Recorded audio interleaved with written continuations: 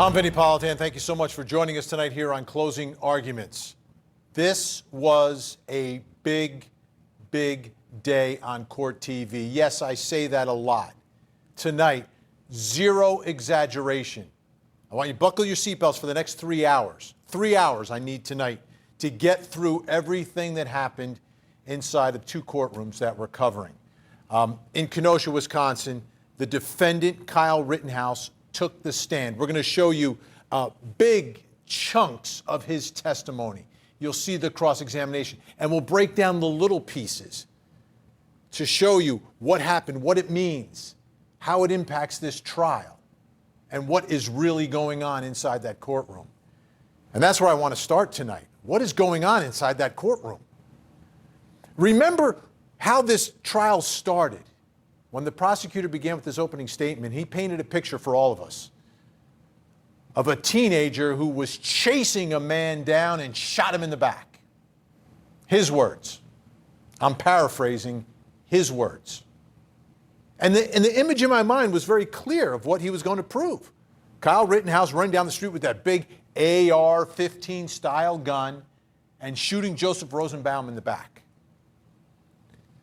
And the prosecutor has continued with this theme that Rittenhouse was there to kill, that he's out of control. He's a yahoo. He's a killing machine. He kills and he doesn't care. It doesn't affect him. It doesn't impact him. So Kyle Rittenhouse took the stand today. And this completely changes every trial when a defendant takes the stand. Now all the focus is on the defendant. Is he telling us the truth? Is what he's saying matching with the videos that we've seen, the testimony that we've heard? Is he lying? What is going on? Well, there are many moments. The first moment I want to start with tonight is from direct examination. And I always say the true test of a criminal defendant is cross-examination, and we'll get there in a second. But let's begin with the direct. When he first starts to describe the moments before the first shooting, before he takes the life of Joseph Rosenbaum. What exactly is going on? And remember, the backdrop is the prosecution is telling us that he's chasing Rosenbaum, shooting him in the back, doesn't care, he's a killing machine, out of control, with the AR-15 rifle. Now watch Kyle Rittenhouse describe that moment. And does his testimony, does who he is on the witness stand match that description? Let's watch. Did you get back? Were you able to go in a northerly direction? I wasn't. Describe what happens. Once I take that step back, I look over my shoulder and Mr. Rosenbaum was now running from my right side, and I was cornered from in front of me with Mr. Zeminski, and there were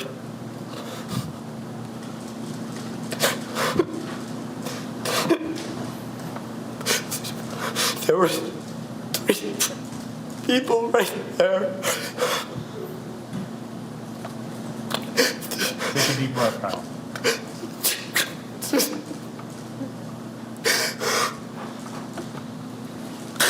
That's what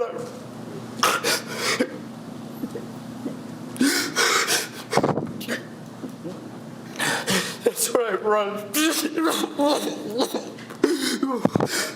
We're going to just take time for our break anyway. You can just relax for a minute, sir. That was the moment. And those of you who think Kyle Rittenhouse is a killer saying he's faking, I know it. I read it on social media.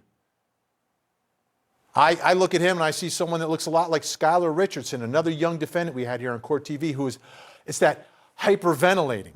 Can you fake that? Maybe you can. Was he faking it? I don't know. I don't know. What I thought I saw was real at the time. And again, I could be wrong, but I'm not inside the room. Court TV legal correspondent Chanley Painter, who's joining us from Kenosha tonight, was in the room. Chanley, thanks so much for joining us tonight. Take us there in that room. Tell us what it was like to be there as he begins. And it was a really contrast to the beginning of his testimony, but it changed drastically and quickly. Describe what was going on. Vinny, and because it changed so drastically, that even made the moment more impactful, because initially, Kyle Rittenhouse was coming across calm and confident, matter of fact. He didn't seem nervous at all up there on the witness stand. I'm sure he had been prepared. He has some of the best defense attorneys coaching him along and directing him on examination. And then in that moment, you could see him starting to unravel.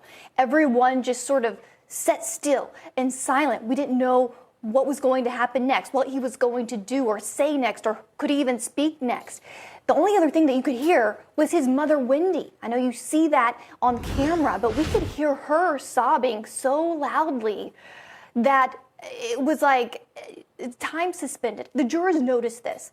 And Vinny, the jurors have a front row seat. I mean, I had a seat inside the courtroom, but they have the best seat. They are feet away from Kyle Rittenhouse. They could see the tears on his face. They can judge every word he says, and they were looking most of the day inscrutable, but in these moments, just critical, thoughtful, thinking, and at times sympathetic when he couldn't catch his breath, Vinny. Yeah, there's two parts to this, right? A lot of people commenting online, no tears, no tears, no tears. I don't know if there were tears or not. You were in the courtroom. What really caught my attention was the hyperventilating. You're hearing the sobs of the mother. Are you hearing anything from anyone else? Are people looking around at reactions? Are they focusing on Rittenhouse on the stand? All eyes on Kyle Rittenhouse, but as we could hear his mother, Wendy, sobbing loudly in the gallery of the courtroom, those around her started reaching for her to comfort her. That was noticeable. That movement in the gallery drew some of the jurors' attention as well in that moment. Most of them were just looking towards Kyle, wondering what was going to happen next. And then, of course, the judge called a break. But there's a lot of supporters around Wendy Rittenhouse in the gallery. She has other family members, friends, members of the public, Vinny, here. Most of them that I've just briefly spoken to in and out of court, in the hallway, outside the courthouse, those that sit over there with her believe that Kyle Rittenhouse should be acquitted and that this was self-defense. So they were comforting her in those moments.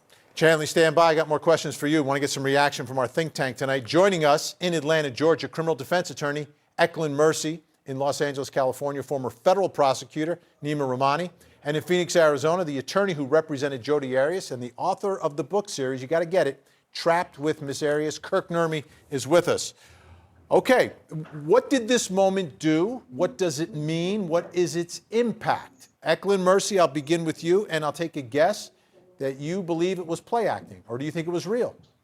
No, I do believe it's play acting. I believe that it's a direct result from his mom crying. When you have defendants who are on the stand, their mom is a trigger. So once moms cry, the kid cries. It never fails. They can't see their moms cry. And if you can see, it was directly at the same time. And so that was like an emotional trigger, but I don't believe it because it came out on the wrong question for me. When I represent people with self-defense, defense, like, hey, if they're using stand your ground or things like that, usually they get emotional when you're talking about the victim, when you're talking autopsy pictures. They get emotional about the fact that someone died. When they're talking about the events, the actual events, because they've been trained, because that's what you're practicing. When you're doing witness prep, you're going through what happened, and you're doing it so many times. By the time trial comes, it's just a part of the scene.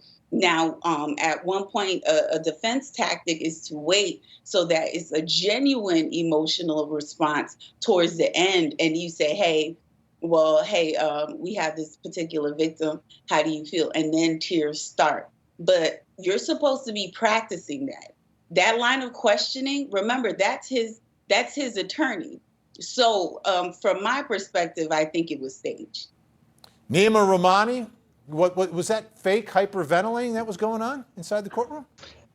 It was fake, and the Academy here in Hollywood has actually nominated Kyle Rittenhouse for the Best Actor Award. Look, it was highly effective. The defense did an outstanding job. I think the prosecution is in a world of hurt in this case, but this was entirely fake. This is someone that has expressed zero remorse, Vinny, zero remorse to law enforcement. He's out there having drinks, putting up white supremacist signs. This isn't someone that cares about, his victims. Nothing he said in any of his testimony has reflected any of that. So good for him manipulating our criminal justice system and these jurors, but I don't buy it for a second, Vinny, not at all. Kirk Nermy, should someone who's claiming self-defense feel remorse? Is that the key? If you're claiming self-defense, aren't you saying you're the victim? You were the one who was attacked? You did what you had to do to preserve your own life and your own safety? At core, Vinny, you're right. I mean, when you're saying you're acting in self-defense, you're saying you did nothing wrong and your actions were justified. But, I'm going to disagree with Ethlin and Nima because I think the reaction we saw was genuine. But that doesn't mean that the source of it is regret or the fear for his own life. Rather, it could have been regret. It could have been the situation he was in. As Ethlin said, seeing his mom out there, that could have triggered something. I've heard experts in the field tell me people who commit murder can get PTSD even if it was intentional because there's a disconnect between their actions and who they've always envisioned themselves to be. So this could have been a moment where everything hit him, everything he went through hit him. So I think the reaction was genuine, but the reason for it is really subject to interpretation. And we're going to have 12 jurors on the side. We have 2 people here that think it was feigned. Some jurors might very well believe that. They also might believe that it related to something else, maybe his mother, maybe the trigger, and not that he was recounting what he felt of imminent death. All right, let's do this. I always say the true test of any criminal defendant who takes the stand in his or her own defense is cross-examination. Let's take a look at Thomas Binger, the prosecutor, who had his own issues today that we'll get to, but here cross-examining Kyle Rittenhouse. What was the risk to you of death or great bodily harm at the moment you killed Joseph Rosenbaum? If I would have let Mr. Rosenbaum take my firearm from me, he would have used it and killed me with it and probably killed more people if I would have let him get my gun. Mr. Rosenbaum never said anything to you about taking your gun, did he? He didn't say anything, but he tried to take my gun. And whoever's got that gun is a threat to everyone else? If he would have taken my gun, he would have used it against me. You just assumed that he was going to use it, that he was going to try and take it from you, first of all, and then you assumed he was going to try and use it on you. If I would have let Mr. Rosenbaum get my gun, he would have killed me. But you had already pointed your gun at him. Yes, because he was chasing me. Did you want him to think that you were going to shoot him? No, I never wanted to shoot Mr. Rosenbaum. Why'd you point it at him if you didn't have any intention of shooting? He was chasing me. I was alone. He threatened to kill me earlier in that night. I didn't want to have to shoot him. This was part of the big finish, Nima, for the prosecutor in his cross-examination. The beginning was kind of clunky. Joseph Rosenbaum, as a victim in this case, not allowed to say that we're in the courtroom, but prosecutors want him to be a victim in this case. He's clearly chasing Rittenhouse before he gets shot. You slow down the video like I did, I see him leaning in and grabbing and going to grab the gun. The medical examiner says, yeah, it's very consistent with what I saw on his hands, the burn, the stippling. So was this effective? Did the prosecutor bring it home here in this cross-examination to make Joseph Rosenbaum the victim here and Kyle Rittenhouse the murderer? Vinny, unfortunately, he did not. And you know me, I'm pro-prosecution. I think Rittenhouse is guilty. I don't think we're going to get there in this case for the reasons that you mentioned. Prosecutor overplayed his hand. The evidence doesn't show that that Rittenhouse was chasing Rosenbaum. The medical examiner was terrible. I mean, the evidence came out that Rosenbaum grabbed for the gun. And, the prosecutor in an opening statement said that Rosenbaum was shot in the back. That's the type of thing that you hear when law enforcement shoots someone. Well, no, he was facing Rittenhouse when at least the initial shot was fired, and then he twisted and turned and was shot in the back. So really ineffective cross-examination by the prosecution here. I think the best they can hope for now is some sort of compromised verdict, manslaughter. I don't think they're going to get to murder, unfortunately, in this case. Kirk, were you impressed by the cross? I tell you, there was a difference. I don't know what Binger had for lunch, but before lunch and after lunch were two different people.